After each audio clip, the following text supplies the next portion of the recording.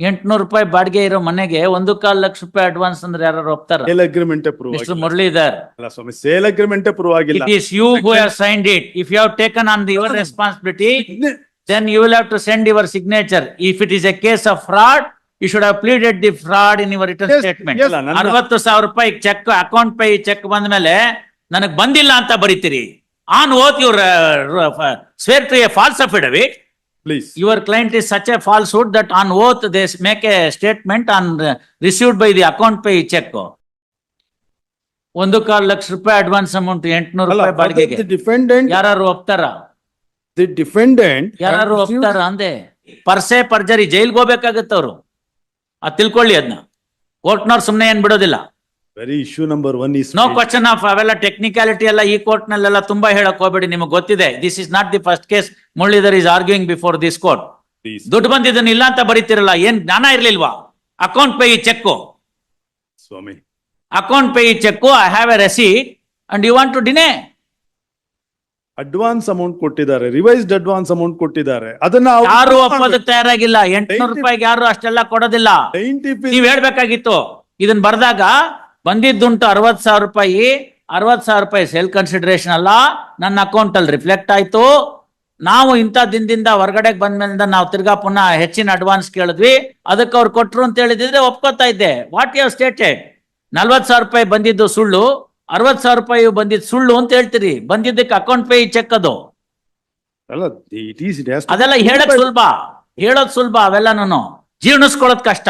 plaintiff prove ಮಾಡಬೇಕು. No mister Muralidhar, ನಿಮಗ್ ದುಡ್ಡು ಕೊಟ್ಟಿದ್ದೀನಿ, ಅದಕ್ಕೆ ಹೇಳಿ ಉತ್ತರ.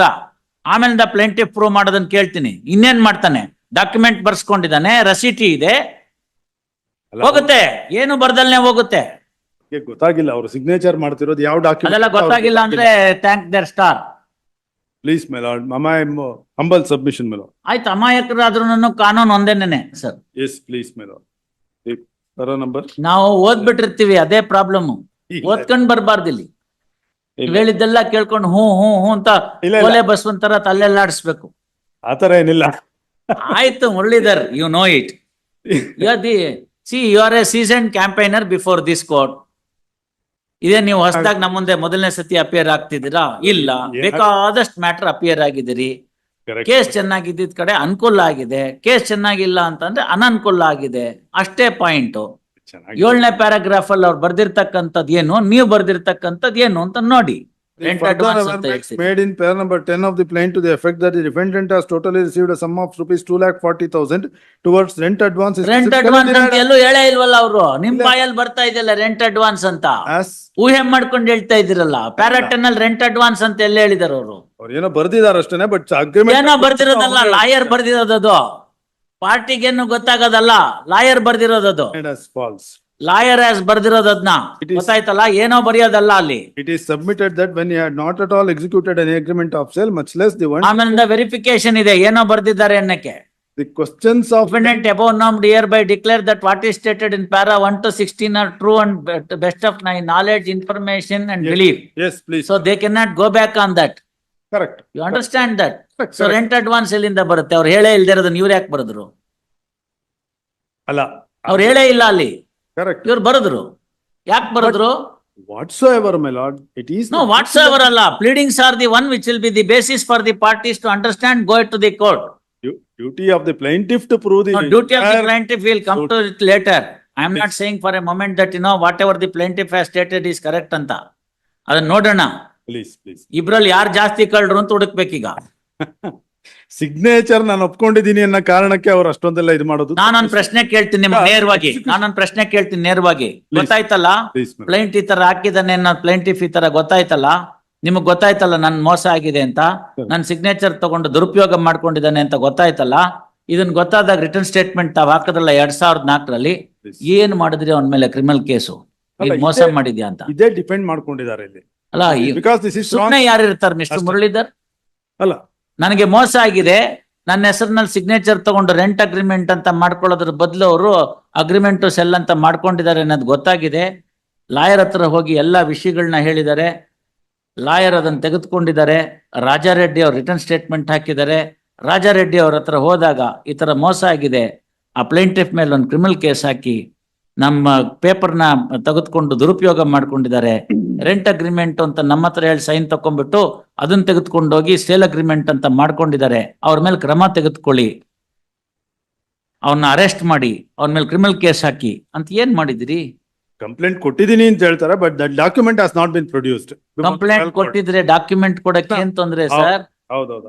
Where is your bank account which doesn't reflect this entry? I will produce, my lord.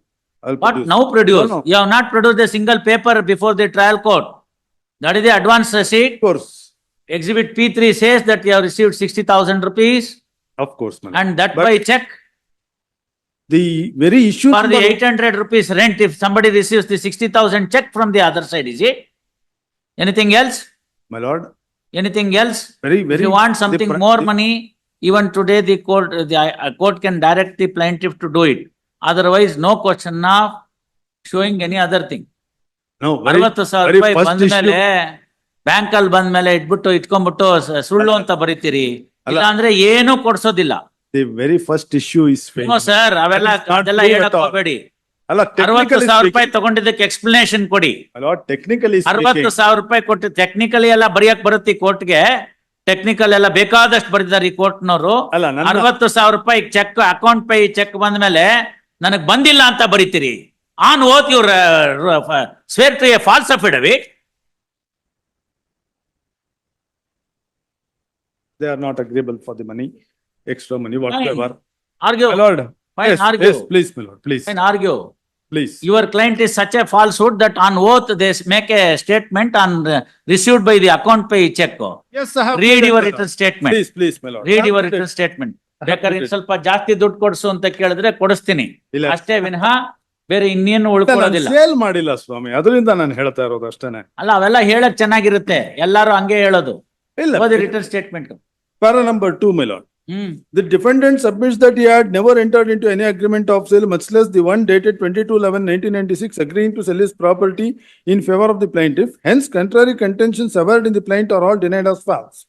It is submitted that the main contention, as could be seen from the plaint at para number 3, that the plaintiffs have contended is that this defendant entered into an agreement of sale dated 22/11/96 agreeing to sell his property measuring 12 by 10 feet for a sum of rupees 3,62,000, and under the said agreement sale, this defendant has received a sum of rupees 1,40,000 and the said contention are specifically denied as false by this defendant. It is no doubt true that they are inducted into the premises measuring 22 feet by 10 feet as tenant and continuing as tenants even now. Hence, the contrary contentions raised in para number 3 of the plaint are all denied as false. That is why pause there. Where is the rental agreement?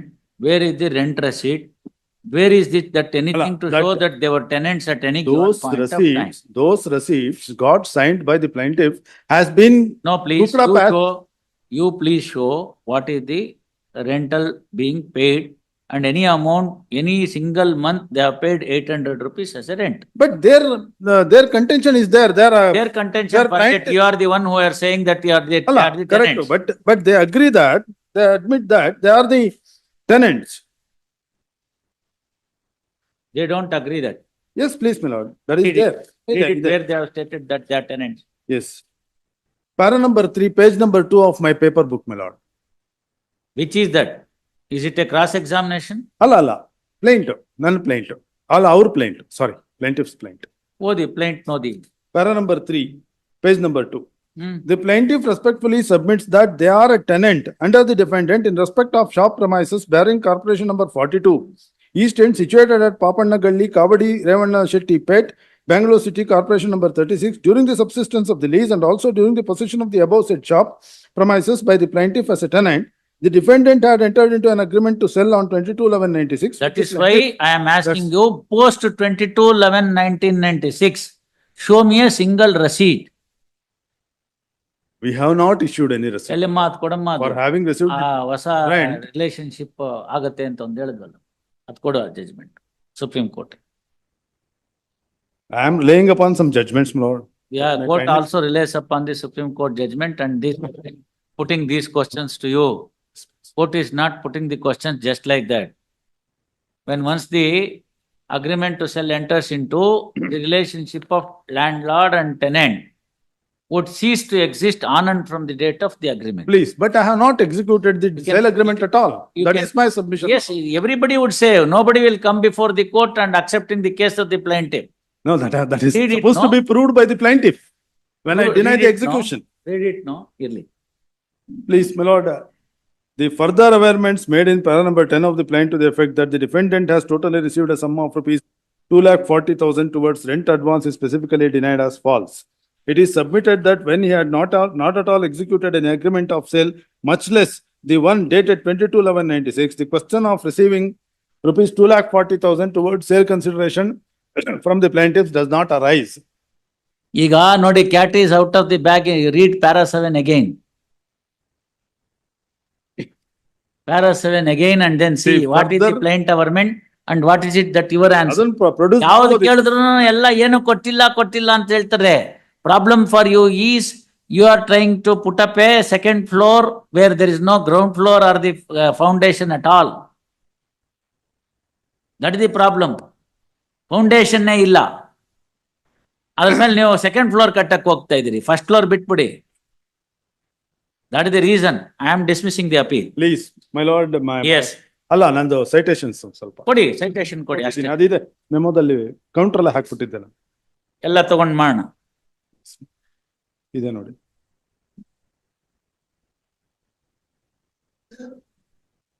ಇಲ್ವಾ? S, ಹೇಳಿ ಯಾವ citation ಏನ್ ಬೇಕು.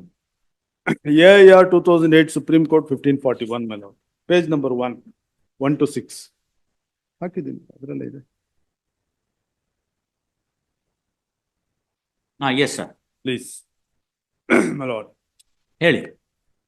AIR 2008 Supreme Court 1541, hmm. para number D, my lord. Direct relevant para ಹೊರಟೋಗ್ತೀನಿ. Yes, The agreement of sale, specific performance, plaintiffs alleging that first defendant executed agreement of sale in their favor, denied by the first defendant, burden to prove that the first defendant had executed agreement would be on plaintiff. ನಿಮ್ಮ ಹತ್ರ ಏನಾದ್ರು additional evidence ಇದೆಯಾ? ಈಗ ಕೊಡ್ತೀರಾ? ಕೊಟ್ರೆ remit ಮಾಡ್ತೀನಿ matter. And not on the first defendant.